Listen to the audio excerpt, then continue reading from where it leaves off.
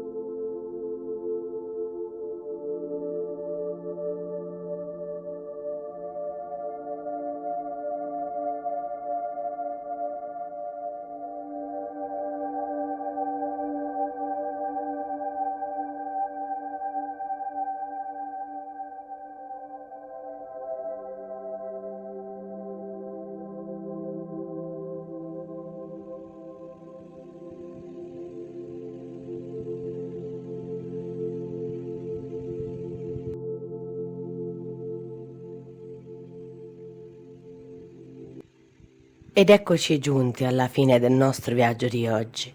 L'ultima cosa che voglio raccontarvi è come è nata l'ispirazione per questo progetto creativo.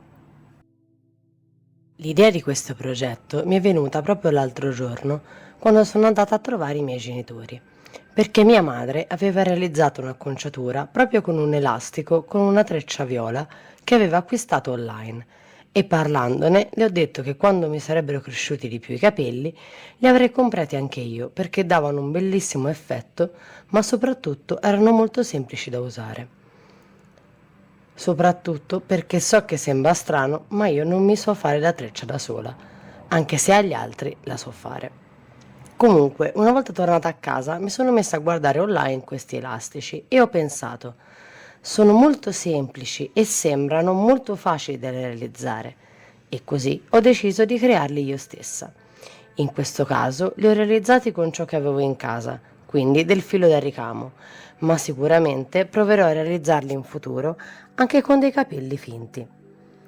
Sono veramente soddisfatta del risultato e sicuramente mi divertirò un sacco a crearne altri, ma soprattutto non vedo l'ora che mi ricrescano i capelli per poterli utilizzare anch'io.